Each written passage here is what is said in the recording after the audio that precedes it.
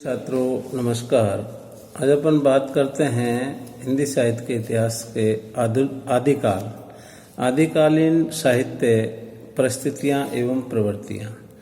देखिए, साहित्य मानव समाज के विविध भावों एवं नित्य नवीन रहने वाली चेतना की अभिव्यक्ति है। किसी काल विशेष के साहित्य की जानकारी से तदयुगीन मानव समाज को समग्रतः माना जा सकता है। दूसरे शब्दों में, किसी काल विशेष के साहित्य में पाई जाने वाली प्रवृत्तियां तत्कालीन परिस्थितियों के सापेक्ष होती हैं। ये सिद्धांत इस बात की आवश्यकता पर बल देता है कि साहित्य के प्रेरक तत्व के रूप में हम युगीन परिवेश को अवश्य जान लें।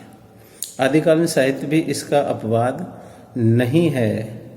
इस काल के साहित्य में जो प्रमुख विशेषताएं उपलब्ध हो रही हैं वे तदयुगीन परिस्थितियों से विकसित हुई हैं। अतः आदिकालीन साहित्य की प्रमुख प्रवृत्तियों से परिचित होने से पूर्व कारण स्वरूप तत्कालीन राजनीतिक, धार्मिक, सामाजिक, सांस्कृतिक स्थितियों का आकलन कर लेना चाहिए। हिंदी साहित्य का आदिकाल आचार्य रामचंद्र शुक्ल के अनुसार संवत 1050 विक्रम से लेकर संवत 1375 विक्रम संवत तक, अर्थात महाराजा भोज के समय से लेकर हम्मीर देव के समय के कुछ पीछे तक माना जा सकता है। कुछ अन्य विद्वानों यथा डॉक्टर रामकुमार वर्मा ने इसका समय 8वीं सदी से 14वीं सदी तक स्वीकार किया है। इस काल की विभिन्न परिस्थितियों का जो विवरण है वो निम्न अनुसार है। जैसे राजनीतिक परिस्थिति, देखिए, राजनीतिक दृष्टि से ये युद्ध और अशांति का काल था। सम्राट हर्षवर्धन की मृत्यु संवत 704 विक्रम संवत के उपरांत उत्तर भारत खंड खंड राज्यों में विभक्त हो गया था। गहरवार, परमार, चौहान और चंदेल वंशों के राजपूत राजाओं ने अपने अपने स्वतंत्र राज्य स्थापित कर लिए थे। राजपूत राजा निरंतर युद्धों की आग में जलते जलते अंततः शक्ति क्षीण हो गए थे और विदेशी आक्रांताओं का डटकर मुकाबला करने की स्थिति में नहीं रह गए थे। राजपूत शासकों में परस्पर युद्ध किसी आवश्यकता वश नहीं होते थे। कभी कभी तो शौर्य प्रदर्शन मात्र के लिए भी युद्ध किए जाते थे। भारत की उत्तर पश्चिमी सीमा पर विदेशी आक्रमणों का भय बराबर बना रहता था। 10वीं शताब्दी में महमूद गजनबी ने और 12वीं सदी में मोहम्मद गोरी ने भारत को पदाक्रांत किया। जनता विदेशी आक्रमणकारियों से तो त्रस्त थी ही, साथ ही युद्धकामी देशी राजाओं के अत्याचारों को भी सहन करने को विवश थी। यवन शक्तियों के आक्रमण पर प्रभाव मुख्यतः पश्चिम एवं मध्य देश पर ही पड़ा। इन्हीं क्षेत्रों की जनता युद्धों एवं अत्याचारों से आक्रांत हुई। धीरे धीरे समस्त हिंदी प्रदेश में स्थित राज्यों दिल्ली, कन्नौज, अजमेर आदि पर मुसलमानों का अधिकार हो गया। राजनीतिक परिस्थितियों के आधार पर यह कहा जा सकता है कि 8वीं सदी से 14वीं सदी तक का यह कालखंड युद्ध, संघर्ष एवं अशांति से ग्रस्त रहा। राजाओं में संकुचित राष्ट्रीयता थी। व्यापक रूप से समूचे भारत को एक राष्ट्र के रूप में नहीं देखा गया। अराजकता, गृह क्लेश, विद्रोह एवं युद्ध के इस वातावरण में कवियों ने एक ओर तो तलवार के गीत गाए तो दूसरी ओर आध्यात्मिकता की प्रवृत्ति के कारण हठ योग, उपदेश वृत्ति एवं आध्यात्मिकता की बात कही गई। धार्मिक परिस्थिति, इस काल में अनेक प्रकार के धार्मिक मतांतरों का अस्तित्व था। भारतीय धर्म साधना में उथल पुथल मची हुई थी। वैदिक एवं पौराणिक धर्म के साथ साथ बौद्ध धर्म एवं जैन धर्म भी इस काल में अपना प्रभाव जमाने के लिए प्रयासरत थे। राजपूत राजा अहिंसा मूलक जैन धर्म एवं बौद्ध धर्म में विश्वास नहीं करते थे। उन पर शैव मत का प्रभाव अधिक था। गाहड़वार राजा स्मार्त मतावलंबी थे। मालवा नरेश वैदिक धर्म के अनुयायी थे तथा कलचुरी नरेश शैव धर्मावलंबी थे। वस्तुतः समस्त उत्तर भारत में धीरे धीरे शैव मत बौद्ध एवं स्मार्तों के प्रभाव को ग्रहण करता हुआ एक नए रूप, नाथ संप्रदाय के रूप में विकसित हो रहा था। आदिकाल में धार्मिक दृष्टि से 3 संप्रदायों का विशेष प्रभाव परिलक्षित होता है, जिसमें सिद्ध संप्रदाय, नाथ संप्रदाय एवं जैन संप्रदाय। बौद्ध धर्म कालांतर में विकृत होकर वज्रयान बन गया था। इन वज्रानियों को ही सिद्ध कहते थे। धर्म की ये विकृत अवस्था थी। धर्म के वास्तविक आदर्शों के स्थान पर आचार विहीनता, चमत्कार प्रदर्शन एवं भोग विलास को प्रमुखता मिल गई थी। सिद्धों का प्रभाव निम्न वर्ग की अशिक्षित जनता पर अधिक था। वे तंत्र मंत्र, जादू टोना एवं चमत्कार प्रदर्शन द्वारा सामान्य जनता में अपना प्रभाव जमा रहे थे। तो इस प्रकार से ये कहा जा सकता है कि आदिकाल की जो राजनीतिक परिस्थिति है वह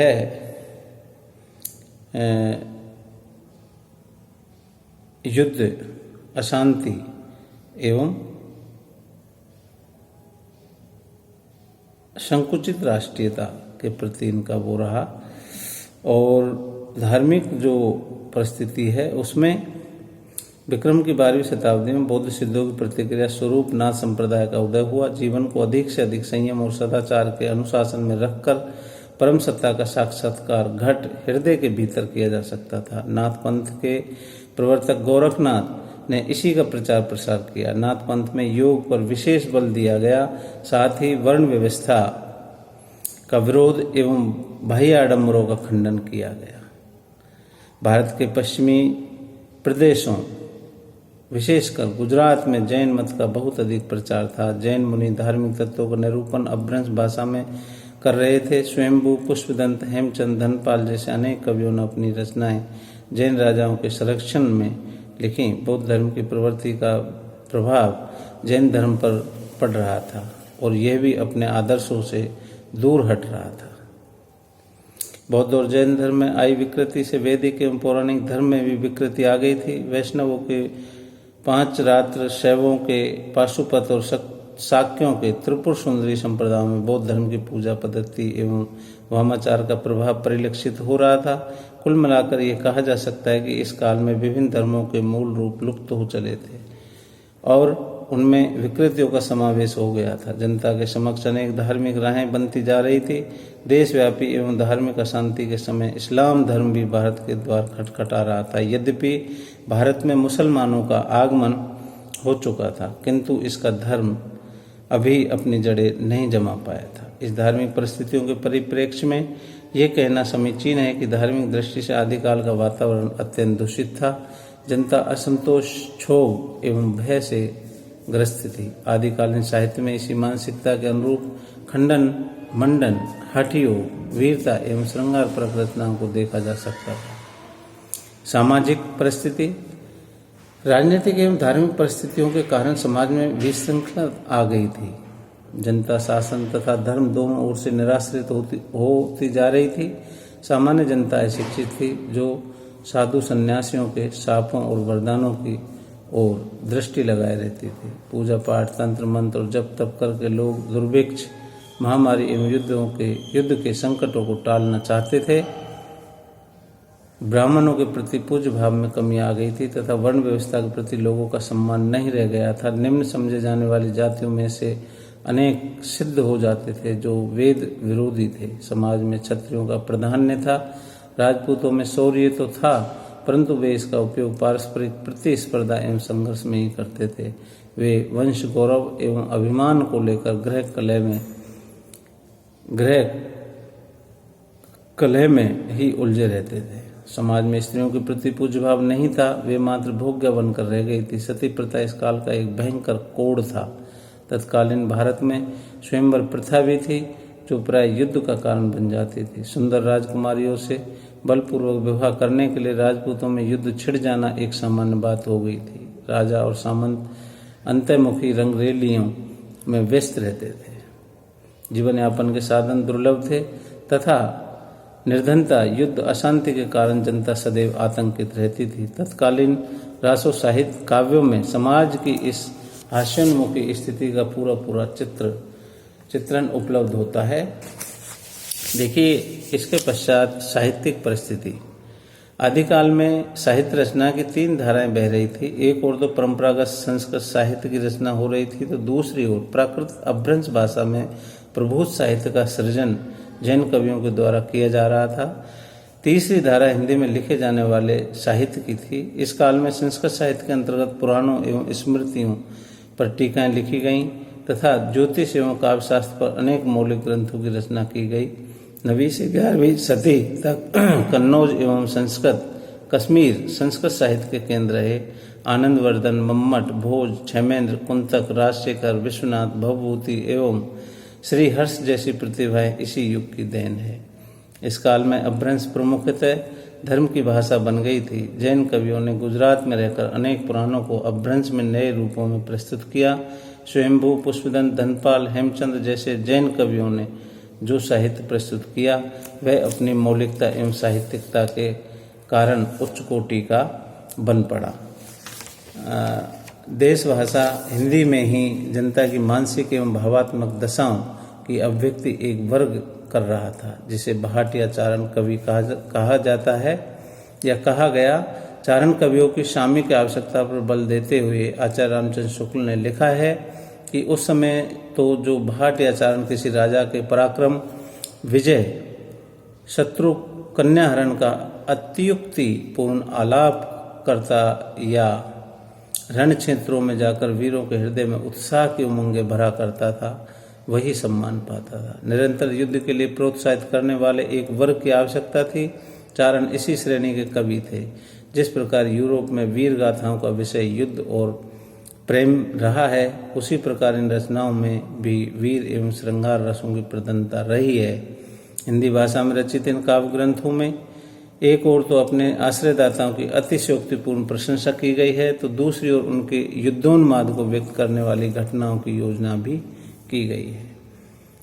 देखिए, सांस्कृतिक परिस्थिति कई बार पूछा जाता है कि आदिकाल की पृष्ठभूमि के बारे में या आदिकालीन परिस्थितियों के बारे में चित्रण कीजिए। तो सांस्कृतिक परिस्थिति सम्राट हर्षवर्धन के समय भारत सांस्कृतिक दृष्टि से अपने शिखर पर था।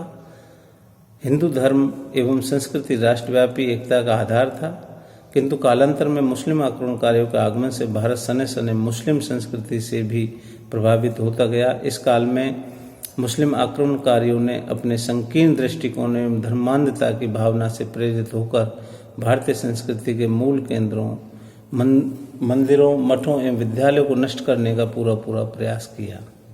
हिंदियों की स्थापत्य कला धार्मिक भावना से ओतप्रोत थी तथा अत्यंत उच्च कोटि की थी। प्रसिद्ध इतिहासकार अल-बरूनी के अनुसार हिंदू कला के अत्यंत उच्च सोपान पर पहुंच चुके हैं। मुसलमान जब उनके मंदिर आदि को देखते हैं तो आश्चर्यचकित हो जाते हैं। वे न तो उनका वर्णन कर सकते हैं और न वैसा निर्माण ही कर सकते हैं। संपूर्ण भारत में ऐसे अनेक मंदिरों का निर्माण आदिकाल में ही हुआ था। आबू का जैन मंदिर, माउंट आबू का जैन मंदिर, खजुराहो का कंदेरपेश्वर, पुरी, भुवनेश्वर, वेल्लोर, कांची आदि के मंदिर इसी काल की देन है। मुस्लिम संस्कृति का प्रभाव आदिकालीन हिंदू संस्कृति पर अनेक क्षेत्रों में पड़ने लगा था। उत्सव, मेले, परिधान, आहार, मनोरंजन आदि अनेक बातों में मुस्लिम रंग चढ़ने लगा था। दूसरी ओर हिंदू संगीत कला, वास्तुकला, आयुर्वेद एवं गणित का प्रभाव मुस्लिम संस्कृति पर पड़ने लगा। यह निष्कर्ष निकाल लेना इस दशा में असंगत न होगा कि आदिकालीन भारतीय संस्कृति परंपरा से विच्छिन्न होकर मुस्लिम संस्कृति के गहरे प्रभाव को स्वीकार करती जा रही थी। संगीत के क्षेत्र में दोनों संस्कृतियों ने परस्पर आदान प्रदान पर्याप्त मात्रा में किया है। गायन, वादन और नृत्य पर मुस्लिम प्रभाव पड़ रहा था तथा अनेक वाद्य यंत्र, सारंगी, तबला, अलगोजा से हिंदू परिचित हो रहे थे। आदिकालीन भारतीय संस्कृति निश्चित रूप से हर्षोन्मुख थी।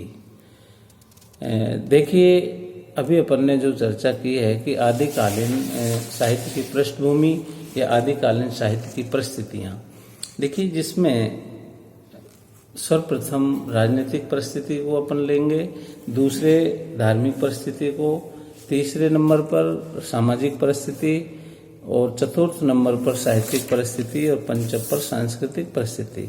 इस प्रकार से अपन देखते हैं कि आदिकालीन जो साहित्य की जो परिस्थितियां हैं उनके बारे में अपन ने ये चर्चा की है और ये निश्चित रूप से कहा जा सकता है कि आदिकालीन जो साहित्य है उसमें किसी भी प्रकार से ये प्रश्न कई बार पूछा जाता है, बीए पार्ट फर्स्ट में भी इसको पूछते हैं, और आगे भी अगर जो छात्र हिंदी साहित्य के विद्यार्थी रहेंगे उनके लिए भी ये बहुत ही महत्वपूर्ण है, परीक्षा उपयोगी है। इस पे विशेष ध्यान देना चाहिए। Thank you.